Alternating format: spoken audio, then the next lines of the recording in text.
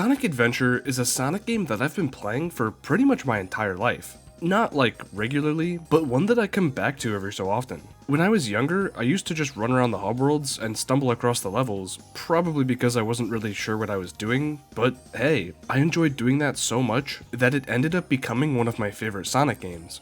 I never actually beat the game until a few years ago. I just couldn't ever get past the big stages as a kid, and yet I never even realized that there was more to this game when I was younger. Sonic Adventure is a game that holds a lot of nostalgia for me, and I won't lie, that absolutely influences how I feel about the game. But I feel like everyone has games like that, and liking a game purely for nostalgia isn't necessarily a bad thing. I probably played hundreds of hours of Sonic 06 as a kid, yet I still loved it. So that's just a bit of insight into my history with Sonic Adventure, and the reason I bring it up is because I'm finally going to be going over the game as a whole in this video. Well, mostly as a whole. I'm not going to get into the Chao Garden stuff or emblem collecting, since those aren't the focus of the game's main story, and I also just didn't feel like getting 130 emblems for this video specifically. So for this video, I replayed through the main stories of each character in Sonic Adventure, as well as the final story, and it's time to see what I think of them after all this time. Did I forget things from when I was younger? Yeah, probably. Is the game as good as I remember? Well, I feel like that might be a bit obvious. Is Big the Cat really the best Sonic character? More on that later. And is Sonic Adventure still one of my favorite Sonic games? Well, I played through every character's story from the beginning all the way to the end, so let's find out. Sonic's story is the first one that you're able to run through when playing the game, and I think everyone knows what goes on in Sonic's story at this point.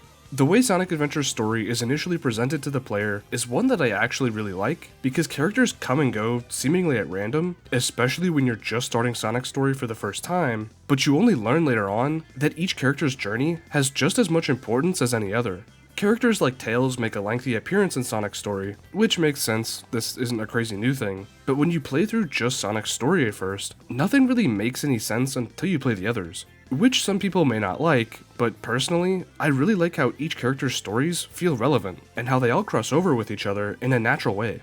Usually it's not a great idea to have your main characters all split up and appear in the story at random times, but hey, if they're all their own main character of their own story, then it makes sense that they'd follow their own path and make their own decisions. Take Knuckles for example. He barely has any presence in Sonic's story outside of a boss fight and a couple cutscenes, yet without him, none of the stories surrounding Chaos and the Echidnas would really make much sense.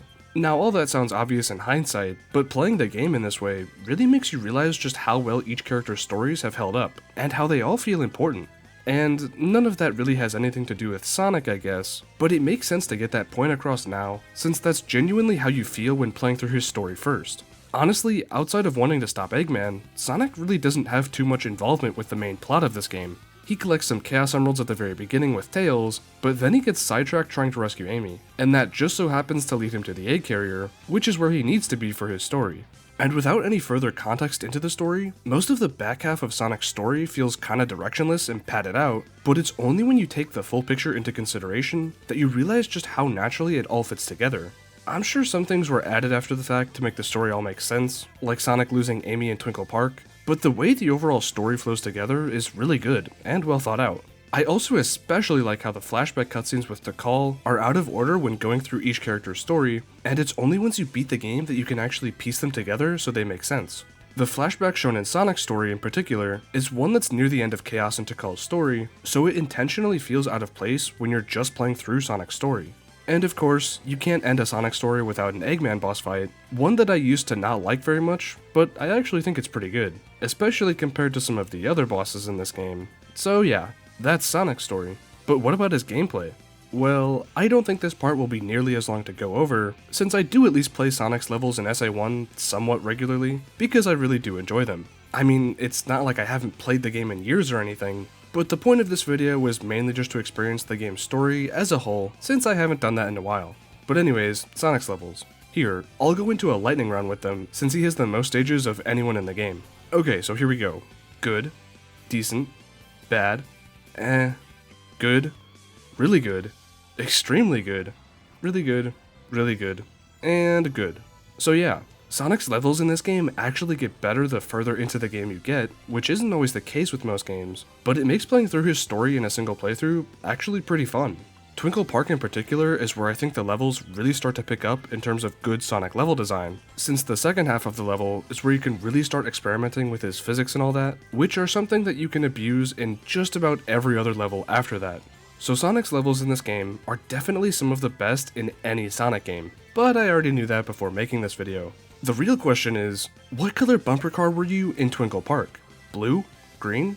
Or maybe you just stuck with the one that you accidentally homing attacked into? Who cares, purple is a good color too. Who better to go right alongside Sonic than his best friend and partner, Tails. Tails' story isn't too much different than Sonic's at the start, but they're eventually split up after the first Sky Chase level, where Tails then has to start coming up with his own plans and actually acting on them. Before I move on though, I do want to talk about something that I only ever noticed because I played through each character's stories back to back. Since I played through every story right after the other one, I was pretty familiar with the dialogue that was said in, let's say, Sonic's story for example, but since Sonic interacts with characters that also have their own stories, there's often a lot of repeated cutscenes in the game. Since I actually paid close attention to them this time though, I realized that each repeated cutscene features its own unique dialogue depending on the character that you're playing as. This is something that I don't think I've seen brought up before. I mean, I'm sure people do know about it, but this was my first time even realizing that this was the case. When I played through the game in the past, I don't know if I just never paid enough attention to the dialogue, or if I had just forgotten the exact wording, but after seeing the same cutscene played out 3 or 4 times from different perspectives, I started to notice the differences. It's really cool too, because it makes each character's story feel personalized towards that specific character, and makes it seem like the events that you're watching are being told through that character specifically, which also makes sense as to why the rival fights have a different outcome depending on the character you play as. Each one is that character's specific perception or remembering of how the story played out, which I just thought was a really cool way of making these repeated cutscenes not feel so repetitive, if that makes any sense. Back to Tails' story though, I think pretty much everyone knows about this one. It's probably Tails' most iconic and defining moment in the entire series. He learns to overcome his dependency on Sonic and is able to take down Eggman all by himself. He becomes a hero that saves Station Square all on his own. And sure, future Sonic games may play around with his character in weird or just not great ways, but I don't think that those should invalidate just how cool it is seeing Tails overcoming his fears in this game. Plus we got a pretty good Tails workshop out of this game. You should go watch my video about those. The workshop that he uses to build the Tornado 2 in, a pretty important thing to this game's story, so I think Tails' story here is really good, purely because of that alone of course. As for his gameplay, I honestly think that this one is a take it or leave it for me. I do definitely prefer Tails on foot compared to the mech that he uses in SA2, but that's a conversation for another video. Plus he really doesn't even get that many actual levels in this game. He has 2 sections where he's on a snowboard, and the rest of his levels are just reused Sonic levels, except Tails can't use the spin dash in this game, so they're not nearly as cool. They also all use a race mechanic, which I guess makes them play sorta different to Sonic's levels, but like, not really. Especially since the enemy racer is just not good at all. So you're pretty much just playing through a Sonic level without the fun moveset. I'm not really gonna get upset at an almost 26-year-old level though, so yeah, I don't really mind playing through them at all. The third character that you get to play as is of course Knuckles the Echidna, arguably just as important as Sonic in this game, if not more important, since he has a direct connection to the Master Emerald and by extension Chaos. Knuckles' story doesn't necessarily have too much to do with the main plot, he mostly just runs around collecting Master Emerald shards, but the importance of his story comes in the form of his flashback scenes, of which he has the most out of any character. He's also the last Echidna, so he's intrinsically tied to the main plot of this game. I'm sure you get it, everyone gets it by this point. And I already talked about the change in repeating cutscenes, so I guess there really isn't too much to go over here in Knuckles' portion. He's more so the main character that we get to experience Tikal's story from though, rather than having a ton of direct interaction with the main cast. Knuckles' gameplay is pretty good in this game too, and do I really need to explain why I prefer the Emerald Radar in this game over SA2? I don't think I really need to. Although I will say that I think these levels do feel a bit small compared to the SA2 levels, since most of them can be completed in about a minute or so, partly because of the Emerald Radar, yes, but also just because the areas they take place in aren't super big, so honestly, I don't really prefer one over the other.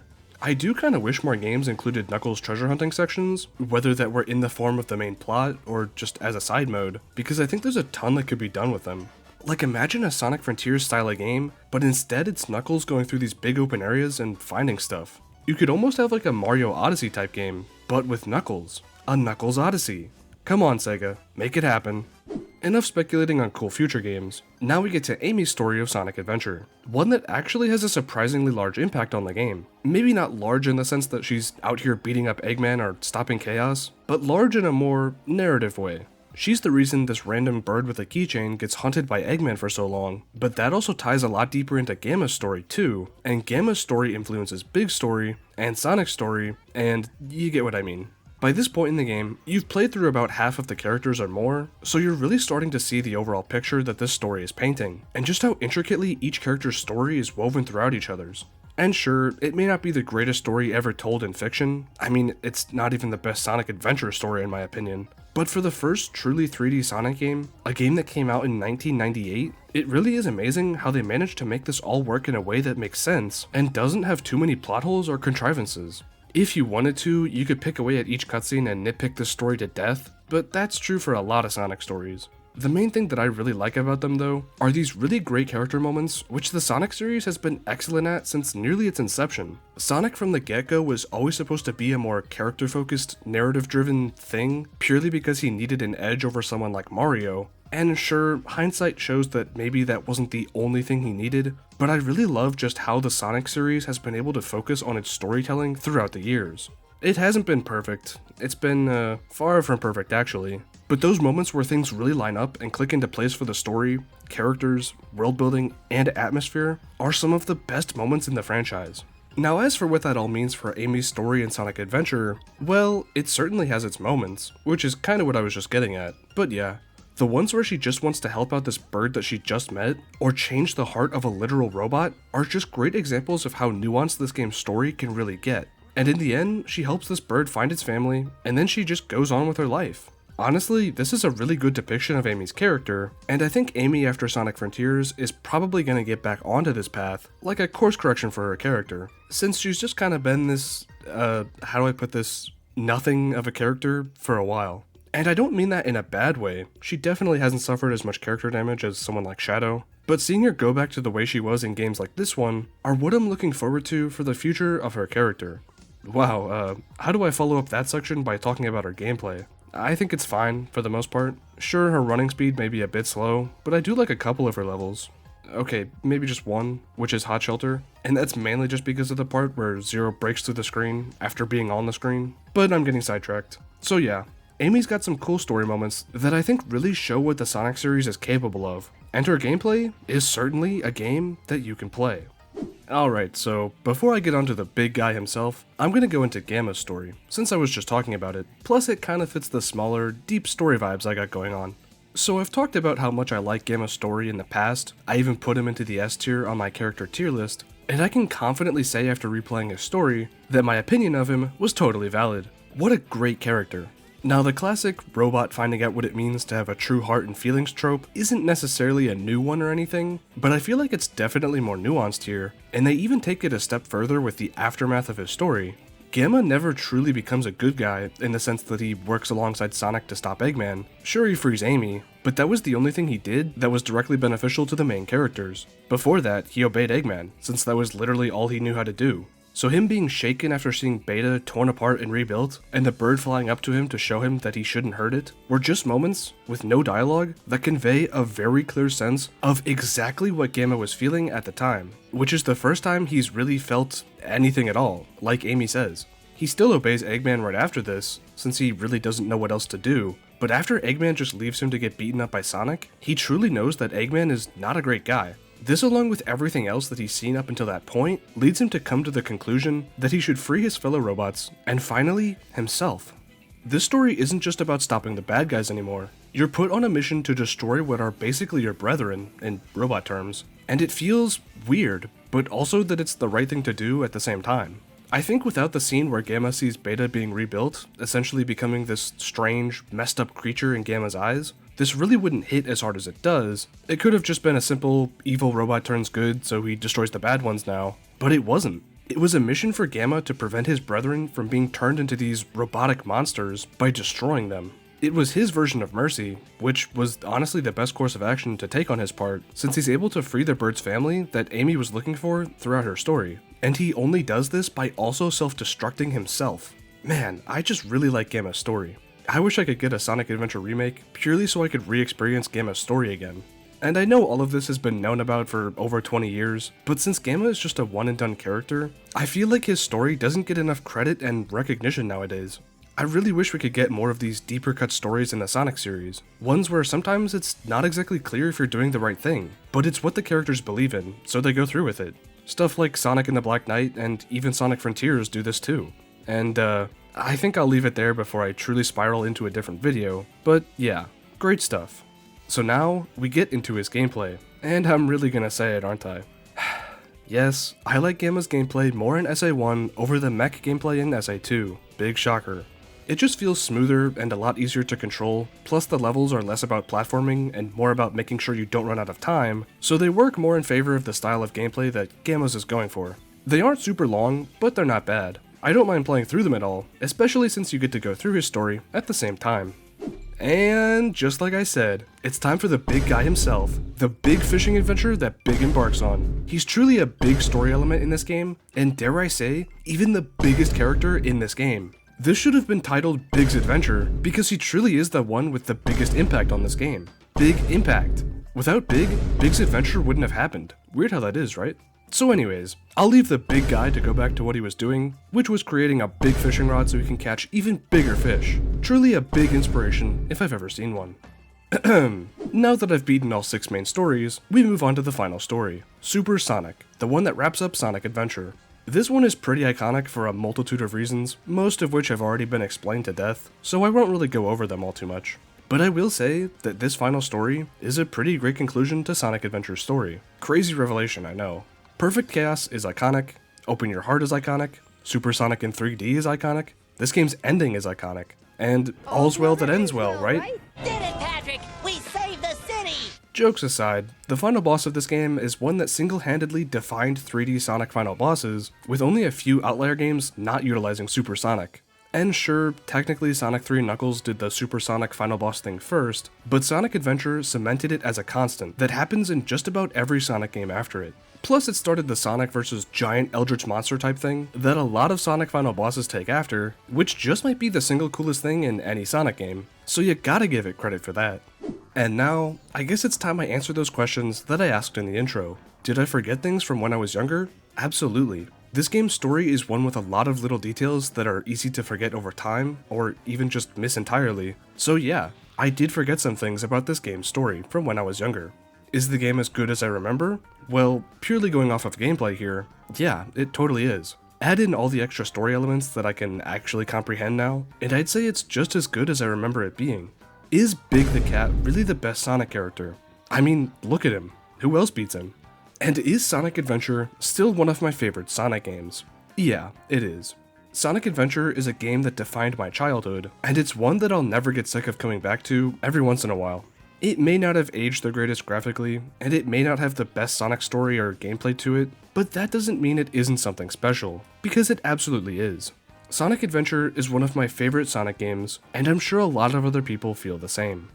Thanks for watching this decently sized video on an almost 3-decade-old game. This is actually part of my top 5 favorite Sonic games reviews that I said I was gonna do forever ago. I even specifically mentioned this one in that video, but I waited on it until now because I wanted to make sure that I could make it something better than what I was capable of at the time. I'm not entirely sure when I'll get around to making videos on the other 3 games from that video, especially since the Final Horizon already kicked Sonic Mania out of the top 5 for me. So I'm sure they'll be here sometime, just not really too sure when. I want these videos to be special, so I'm gonna make sure they're as good as can be. Anyways, as usual, drop a like on this video if you enjoyed it, and be sure to hit the subscribe button and the bell to get notified for future videos. And I'll see you next time.